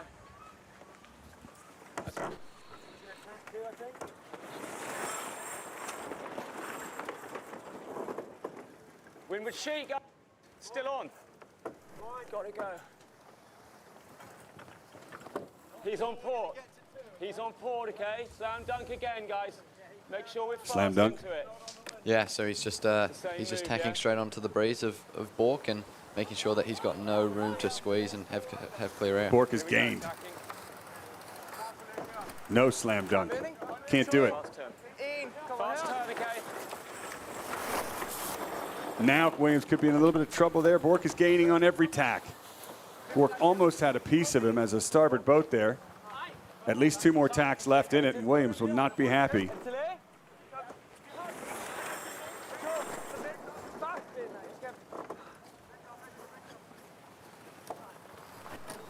The Brit's just not gaining. Okay, we should be overlapped if he does squeeze, but Bork is right back in this match. you're at full trim, John? It's the same boats, same sails, same breeze when they're close to each other. The crew is making all the difference for Bork. Yeah, it seems like the Danes are sailing it well and definitely quicker than the Brits there. And Jeppe said that in his interview, how well that boat is balanced. And it shows here. It's just the first leg. Feels like we've been at it for hours. I'm tired watching them.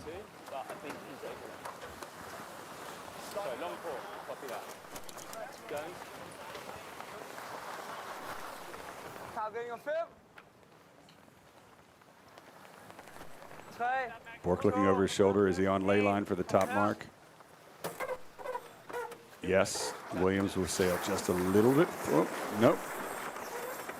Yes, he does tack. Okay, Williams sails a little bit farther. Into the hoist. Bork will have just a fraction of a few seconds more time to get his spinnaker up. Williams' kite fills. Here's Bork. Look how close Bork is. Yeah, that's a fantastic delta if you're a Danish fan. You know, a lot of room on this run just to attack and making sure that you can get in front, especially with that penalty still outstanding. We spent a lot of time in the last race talking about whether Williams was close enough to attack Bork, and it was about a 3.5 length delta. Well, Bork is what, within half a length now? Yeah, definitely close enough to try to make something happen on this run. It's all about the positioning now, right? Just got to keep your head clear on this one, okay, guys? So. No, he's coming up harder. I'm nervous just watching this. Probably on our main there. That's right. We're hot here, mate. We're really hot. You know, people that say sailing is not an exciting sport must not have seen the Congressional Cup. This is awesome. Yeah, great racing and even better footage. Tucker and maybe some people even saying even better commentary. Oh, well, let's not go too far now. Right. I mean, Bork is right there. Now, what's the call if you're on board Bork's boat as far as the jibe? Well, you just got to make sure that you identify the long jibe there. So Bork identifying that and keeping his bow down. So then when they do eventually jibe, Bork's right there on Williams' breeze on the long board.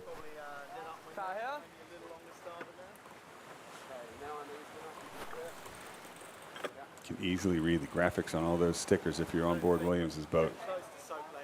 He doesn't want that. It's what can he hook into, you know? This next jibe will be crucial because Bork is well close enough if he can jump up on Williams's breeze. He still has to get rid of that penalty, and that's what Williams is referring to now.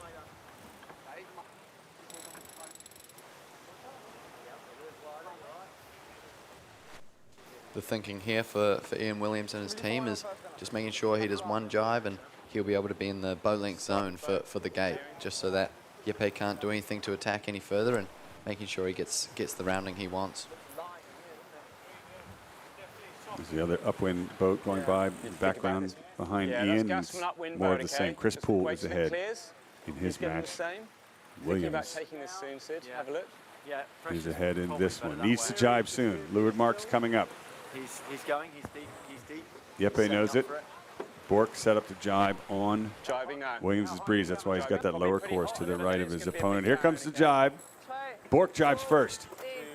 And that's what you want to do if you're the trailing boat. Then come up on a hotter angle. Can he get Williams' breeze? Can he pass him? Williams not happy with it. He's going to go for the luff. Use the rules as a weapon. Coming back down, just clear your air. I'm ready to swear. That's a pass for sure. Williams coming back into him. Close action.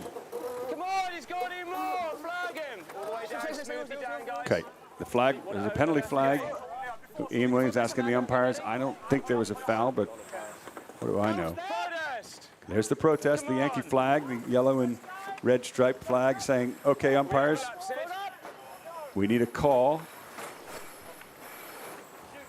You tend to flag more if you're a bit nervous. Close. Don't hit him, okay? Well, now that's some good advice from Ian Williams. Bork has definitely overtaken the lead. Boats coming into the leeward gates overlap. And it's going to be a split upwind with Bork rounding first. Fantastic job by Jeppe and his crew there just to make sure he gets on that breeze. And yeah, that was the long jibe coming into the gate, so well executed from the Danes. And you can just hear a little bit of desperation on board the Brits. Now, Jeppe still has to get rid of his penalty, so there's a lot of work to do in this match, but wow, have the Danes sailed well. Vægt op her. Vi skal have den her. Det er fucking vigtigt. Hver en meter, så har vi ham. Er du sikker?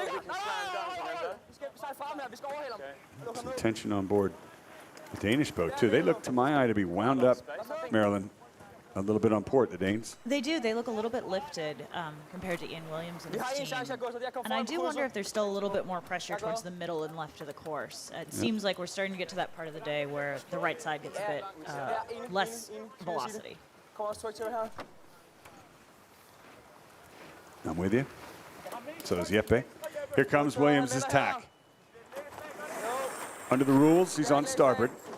It's way long starboard, right? If it's close, if Bork is close to a collision, he's going to have to avoid, but Bork might be going for it, might try to cross here. Is he going to get it? Holding. No. Lee bow tack.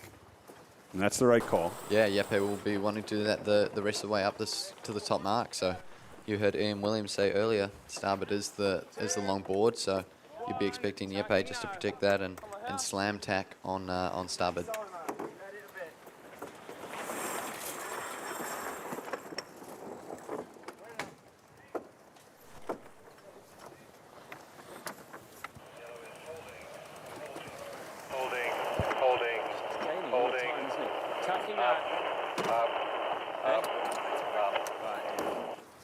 Ian Williams just said something on board that we've been noticing. I don't know if you picked up on it. He's gaining all the time, isn't he? Yeah, Jeppe sailing the boat very well, him and his crew. And Ian Williams knows that. Williams still has the power of the right of starboard tack under the rules. So he's still in charge of Bork here. And at this point, Bork will tack a little farther to leeward away from Williams. And then just have to live, okay? Do you agree? It's not getting any better. Bork definitely trying to protect the middle to left side of the course, since he sees an advantage on that side. Just get wide enough that he can't really hurt us.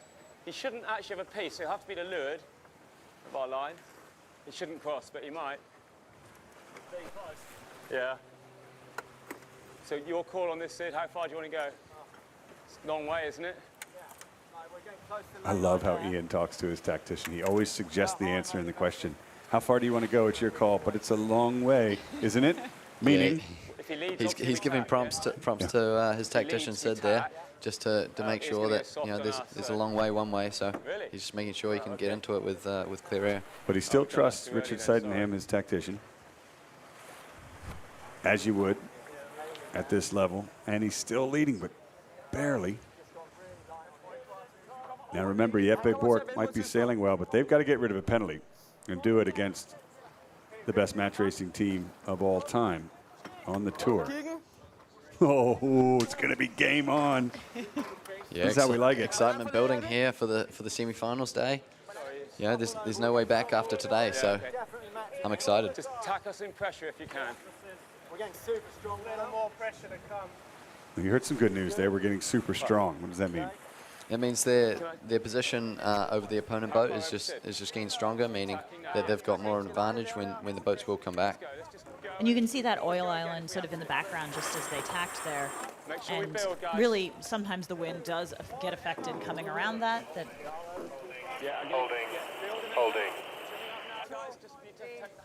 Could lead to an advantage who's to the more right-hand boat.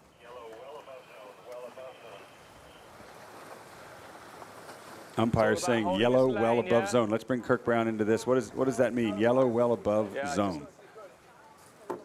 Well, yellow's sailing a course higher of the zone here to give bad air to the trailing boat. The idea is he wants to extend and prevent the boat that owes a penalty from having the opportunity to take it. All right. Thank you, Kirk Brown.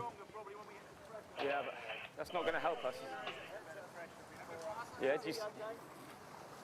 you know what I mean? Like, if he luffs head to win now, what do we do? Right now, I think you've got the swing. Swing? Oh. No fucking way. Okay, sorry for the French, but I don't think he wants to swing. That's pretty clear. Do not have a swing. Meaning? Yeah, meaning Ian Williams can turn his boat down and still not be in an altercation with Jeppe. And the reason they're talking about this is we're not going to the mark right now, are we?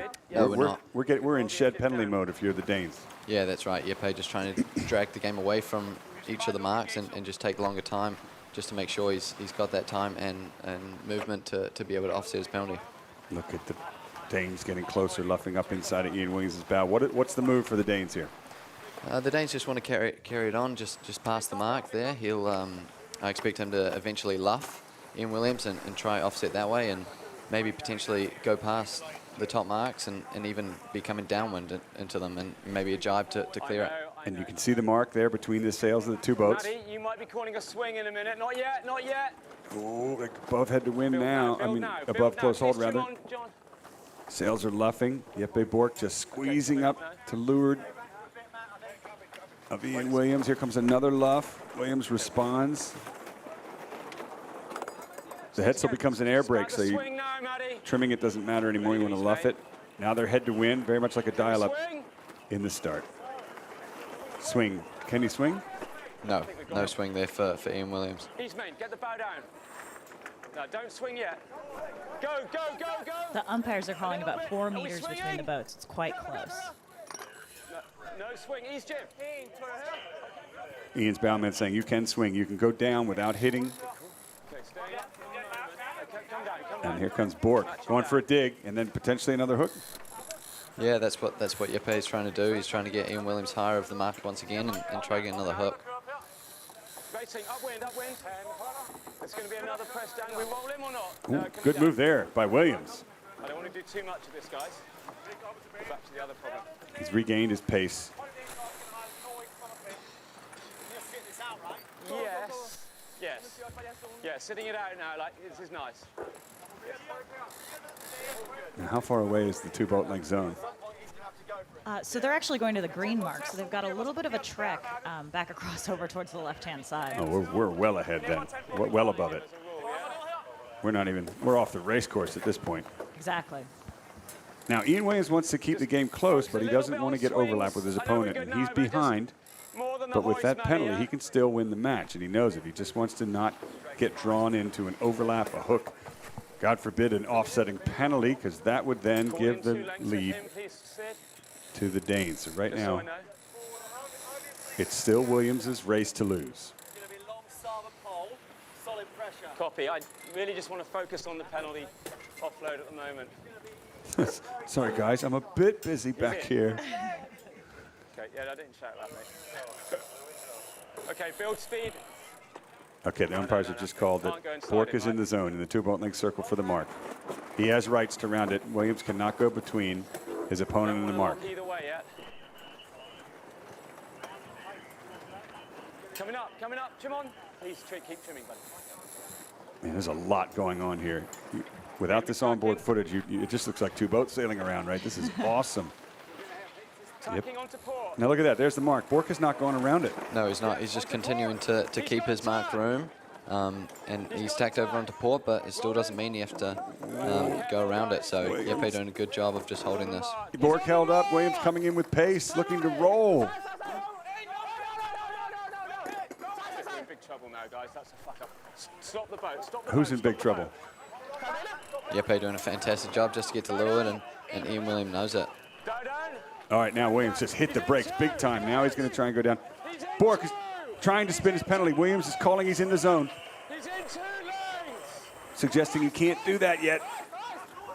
Williams going for the hoist, but there's a leeward boat. Jeppe Bork going for the luff. Big ease, please. Big ease, please.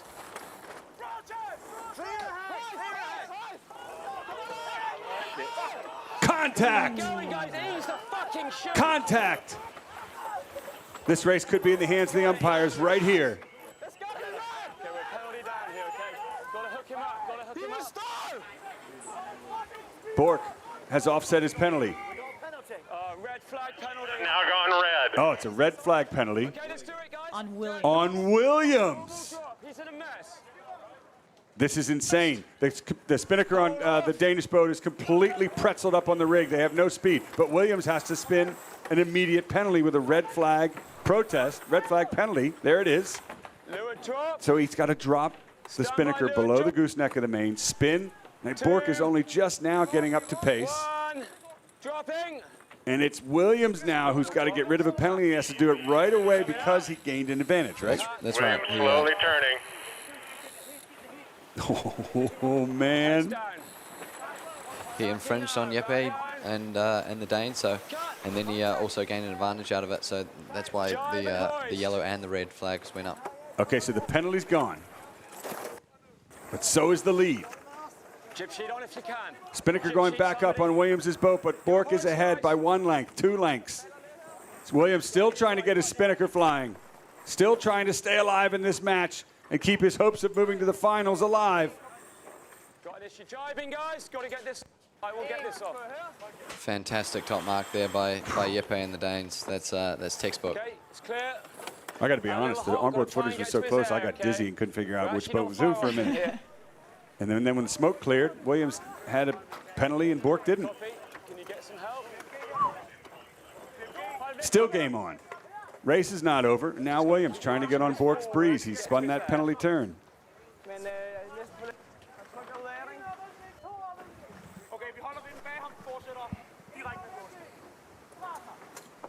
This is your first Con Cup, right? That's right. What do you think so far? Yeah, fantastic action. You know, there's no better place to be, and like Lisa Meyer touched on it before these flights, you know, this is a grandfather event of, you know, world match racing. So, yeah, all the more importance to be here and enjoying it. Not great. And just wild to see Ian Williams and team kind of attacking a little bit too hard, it looks like, and ending up taking the penalty and a red flag at that. One and press. Yeah, no, statistically, Ian's the one who ends up on the right side of most of those altercations. And now, to add insult to injury, there's another match overlapping these two from behind, and that could affect their breeze. We're on a match. We are coming into him fast, okay? I mean, it's like no matter what's going on, he's positive all the time. Yeah. Just everything we've got, Cano, main halyard. He's asking for more power in the sails. The trimmers just double check And then everything. max weight up, guys. And Williams is in a much lower position than his opponent. And when they jibe, he will definitely be on Definitely got some time on starboard here to the Danish's breeze. There's one more jibe in this to the finish. Jibe. Help position me. Yeah. Unfortunately, he's not going to be much time.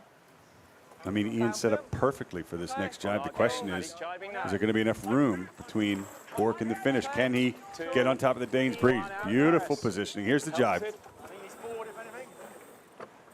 He's going down. Running out of time, right? Yeah. Oh. He's round the back, yeah. And you see Williams coming right back into the Danes. Now the problem is the finish line is just in the way, too close. But if you're a fan of the Danish crew, you'll be quite happy with where that finish line is, because Jeppe Bork is going to cross it first, and that's going to give him 3 wins over the reigning Congressional Cup champion. Your first finalist is Jeppe Bork. A lot of excitement there on Jeppe's boat, and they sailed an outstanding 3 races, so full credit to them. That's well done. Incredible.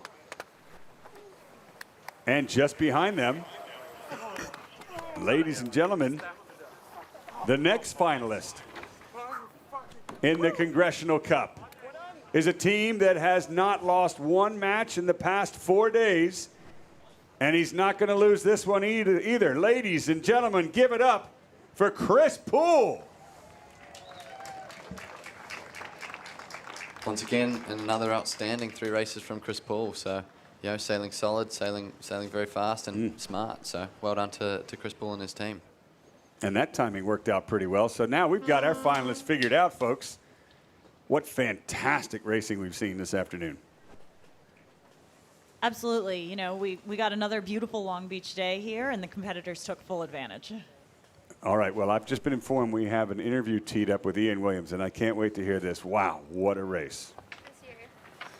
Yeah, I look, all credit to Jeppe and his team. They sailed great today.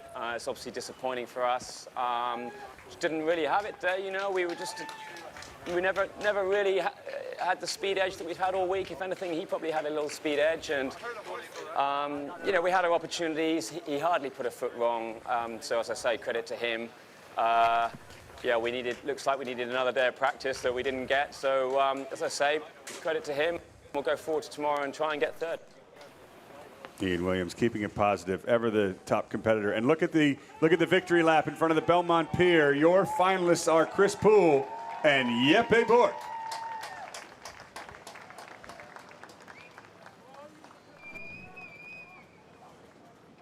Well, now let's go down with the victor.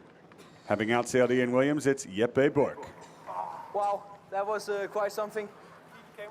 Last time we sailed Ian Williams was in the semi-finals at the World Championship in Bermuda, and he won 3-0, and I guess we returned the favor this time.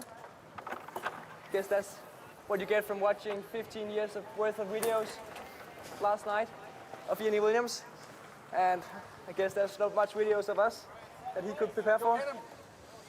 No, but the boys kept it super close and super fast, and we could manage to offset that penalty, and yeah, can't believe it at the moment.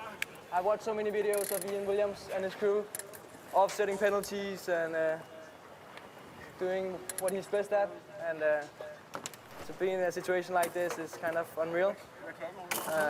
Because those guys are the best in the game. Without doubt, and apparently we can do that as well. So, yeah, I need a beer now, I think.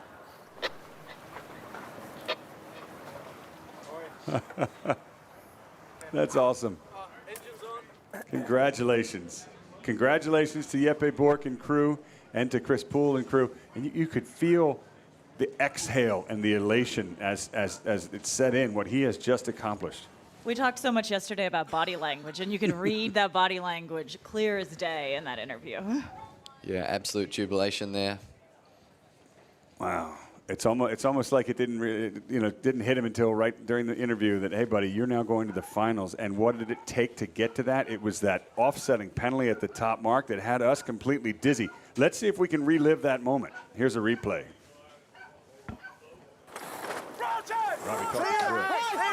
Yeah, so that's Jeppe Bork being to leeward there, just getting to the leeward side, and Ian Williams being the windward boat must keep clear, and that's too close there, even contact. What I like. Here we go.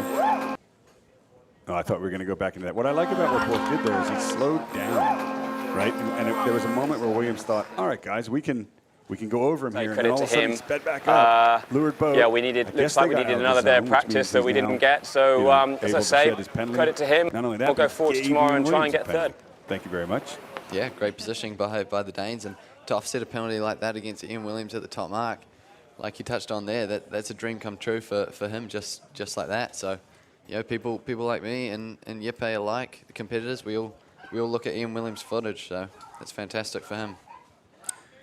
Well, what a fantastic day we've seen here yet again in Long Beach as day number 4 comes to a close, but there's more racing action to come tomorrow because we've got a finals to race, and it's going to be Chris Poole against Jeppe Bork. Ladies and gentlemen, it was a fantastic day of racing this afternoon. It's great to have you up here with us, Robbie McCutcheon and Marilyn Cassidy and Kirk Brown with the umpires, Mary Cheers keeping us honest, and all of you guys watching live at the Belmont Pier and, of course, online around the world. There's a lot more action to come here in Long Beach. We also still have a press conference tonight at the Yacht Club, or this afternoon, and I think the party's still continuing out here in the pier, so no rush, guys. Enjoy yourselves, and thanks for joining us this afternoon. We hope all of you join us right back here tomorrow in Long Beach, California.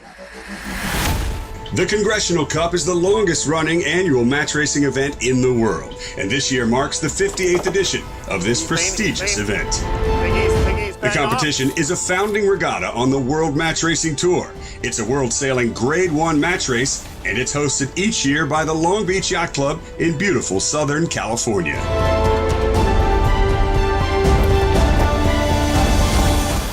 With America's Cup, Olympic, and World Champions having won the coveted cup and the famous Crimson Blazer that comes with it.